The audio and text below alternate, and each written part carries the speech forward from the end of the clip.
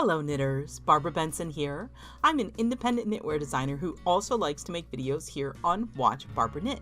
Make sure to check in the description below where you will find a link to all my social media outlets, including how to join our Facebook group for Watch Barbara Knit, how to support me on Patreon, and where to find my patterns so you can get one to knit up for yourself.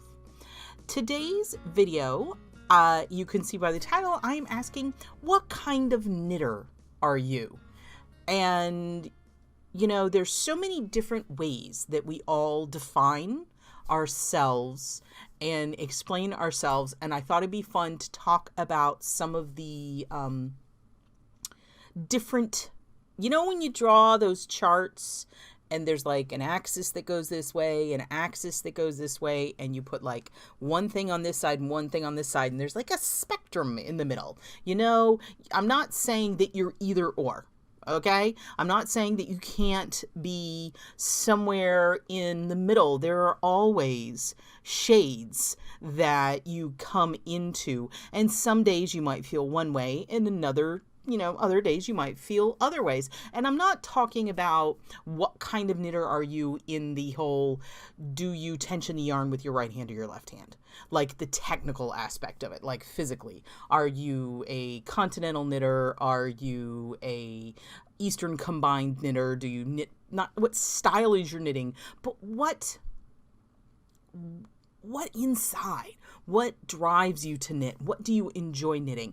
And I think if we all sit and actually think about what kind of knitter we are, it will help us better choose our projects and make sure that the small amount of crafting time that we have, we can spend it in something that brings us joy. Because forcing yourself to do something that you're not really enjoying, we have limited time. Time is one of our most valuable commodities, and we need to be careful about how we spend what we have, what free time we have. So the number one thing I wanted to talk about, which has come up in the comments, and I love chatting with y'all in the comments of the YouTube video and also on the Facebook group, is the spectrum of, are you a project knitter or a process knitter? Now, if you haven't heard of those terms before, again, this is not black and white. You can be somewhere between. Some days you can feel one way, some days you can feel the other way. But having a better idea of your motivation for knitting might help you. So a project knitter, a pure project knitter, their goal is they want the thing. They see a sweater or a hat or a shawl, and they are not going to be fulfilled until they possess that item. And the only way to get that item is to make it.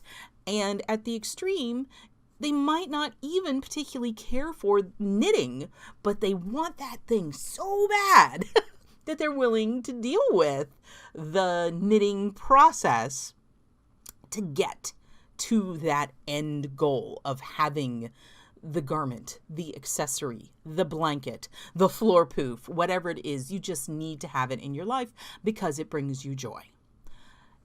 You notice the word I mentioned is tolerating the process. On the other side of that spectrum is process knitters. Someone who finds joy in simply the process of knitting, who just enjoys the time spent knitting, and who could honestly care less what they are making. Like there isn't really an end goal. The journey is what they enjoy. They don't care what they're making. These are people who frequently end up giving away what they make because owning or having that end result isn't what their knitting is about, or crafting, or crocheting, or embroidery, or quilting. This applies, I think, across the board to most crafts. So Do you really, really, really, really, really, really want the thing and you tolerate the crafting process? Or do you just adore the actual process and who cares what you're making? I personally fall much more towards the process side. And it's why I don't mind swatching. It's why I spend a lot of time swatching, because the actual act of knitting is what I enjoy. Seeing the thing come to life under my hands, and I always, when I'm knitting, have these moments where I'm just in awe of the fact that I've taken my own two hands and some sticks and some string, and then poof, I've got fabric. It just kind of blows me away. Weaving is the same thing. It's like you take these things and you do this thing and poof, you got something completely different. I honestly, when I'm trying to design something new, I'm frequently working through the stitches and the yarn and seeing what that yarn likes to be and what it can do. And my sticking point, one of my biggest challenges in design is, what am I going to make this thing be? Is it going to be a shawl? Is it going to be a hat? Is it going to be a cowl? And for me, that is a challenge because I don't really care most of the time. It's about the knitting. But as a designer, I have to care. And so that's why it's a challenge. So then I have to really commune with my swatches and figure out what they want to be and what other people might want them to be so that they want to knit it also. So for me, I can talk more in depth about being a process knitter because that's me. I know a lot of project knitters who what they want is the end result. And so knowing where you are on that spectrum, where you are on that, I can't think of a better word than a spectrum, on that axis can help you when you're looking for projects. I mean, if you are a project-driven knitter, don't pick out a pattern that you really don't want the end thing. I mean, there's no point. If you aren't if your heart pushes you to get that thing, that end garment, then you need to find something and knit something that you love. And pushing through it, I mean, if you don't want a blanket, don't make a blanket. Is really what it comes down to. So you've got that one axis, which is process to project. Now, another axis that we can put in there is, are you a comfort knitter or a challenge knitter or adventure knitter? I don't know what you want to do it, but some people, what they very much want out of their knitting is, it's frequently called TV knitting. It is something that they can just enjoy the meditative quality of knitting and really not have to think about it too much. You don't have to count stitches. You don't really have to pay attention. You can kind of knit and fall into this rhythm of the knitting without having to focus on the pattern very much. And that is what you enjoy. And really, they've done all these studies about how knitting and crafting is really similar to meditation in many ways and keeps your brain active like that. So if that's what you enjoy, then know that about yourself and select projects appropriately. On the other end, from comfort, are people, knitters, who what they really want out of their knitting is a challenge. It's to learn new things. It's to push yourself to do something that you didn't think that you could do. And because of this, it's something where you probably can't do it while you're watching TV. You're going to have to count. You're going to have to keep track of repeats. You're going to have to put stitch markers in. You're going to have to focus on your knitting. And I think for people who like the challenge, it's about doing something you didn't think you could do, but also in its own way, having to be 100% focused on something kind of makes everything else recede. So it is meditative in its own way, because your brain can't be thinking about anything else when you're working this complex pattern. So sometimes it's that the people who are looking for that challenge, if they try to do more TV or comfort style knitting, they find their brain wandering and bringing in really things that they would probably rather. It's like, oh, what am I going to make for dinner? And did I do the dishes? And did, your brain goes because it's not being occupied. And that kind of interferes with your enjoyment of your knitting. It's different ways of people doing things, different ways that people's brains works. And as I said, I'm not saying one of these is good or bad. Did I already say that? I meant to say that if I didn't. There is no judgment here. There's no saying this is a good way to be and this is a bad way to be. It's just different. But knowing yourself and understanding your motivations and what you enjoy will help you pick out patterns that help you and enjoy what you are doing.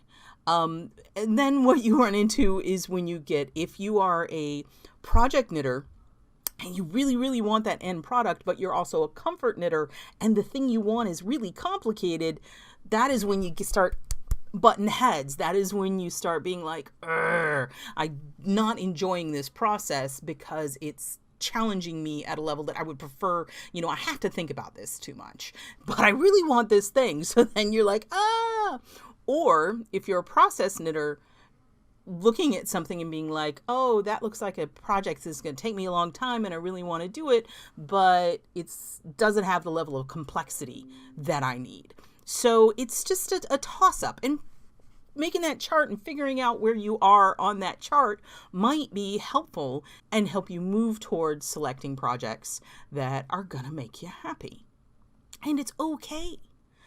I don't know that if you need me to tell you it's okay, then I'm going to tell you it's okay. It's okay to be anywhere on this scale. It's okay to be outside this scale. It's okay to be something that I haven't mentioned at all, because everybody approaches their crafting in different ways. But I do think it's important to know yourself a little bit so that, again, you can make sure that what little free time you have can be spent in an enjoyable way and not doing something that is going to frustrate you or annoy you or something like that. So I know this is a little bit of a strange video, but I just wanted to talk about that. But really, it's the process project that got me going, because I am very much a process knitter. I've always said that when I wrote my first book, like if I could have written any book I wanted to write, it probably would have been a stitch dictionary, because in that book, what I wanted to do was explore the interaction between the color work and the lace. And once I finished my swatches and got the stitch to look the way I wanted it to look, what it ended up being was almost irrelevant to me. But that made it more of a fun challenge. And since I'm a challenge knitter, that was a plus. If you look at a lot of my patterns, I'm a challenge knitter. I'm an adventure knitter. So for me, trying to craft patterns for comfort knitters is actually a challenge, which sounds completely wrong. I frequently tell my husband, easy is hard. Well, it's not easy is hard. Simple is hard. So that's why you'll see me trying to do things where I'm pushing the boundaries. A good scarf. I wanted to make a piece of comfort knitting. Okay. I wanted it to be something that you could just knit with almost no thinking about, something that you can meditate over. And the challenge that I created for myself is I wanted that pattern to be one row. How can I make it visually interesting? How can I end up with a end product that is visually interesting and yet so simple that it only takes to execute, that it only takes one row to write it? So I challenge myself in different ways, and you might want to do that. You might want to look at, if you're a challenge knitter, how you can challenge yourself in different ways. And if you're a comfort knitter, definitely you might have to convince yourself that maybe you don't want that thing because it's going to annoy you too much in the process. So it's a trade-off, as with everything in life. Okay, so that is my little, this has been Zen of knitting with Barbara Benson. Just, what I think about. This is really what I think about when I'm knitting, which is kind of silly. It's where my brain goes. What do you think about when you're knitting? I mean, does your brain go in funny places? And I would love to hear from all y'all in the comments where you feel you fall on these scales of process to project and comfort to challenge knitting. Where do you find that you are falling, or do you have another axis for me to think about? Another range that you think I might want to think about where I am in that range. So that is your project. That is your brain project for the week. And I can't wait to hear what you think in the comments. So if you like this video, please give it a thumbs up, click that like button. And if you would like to be notified whenever I upload a new video, please subscribe to my channel and select notifications. Thank you so much.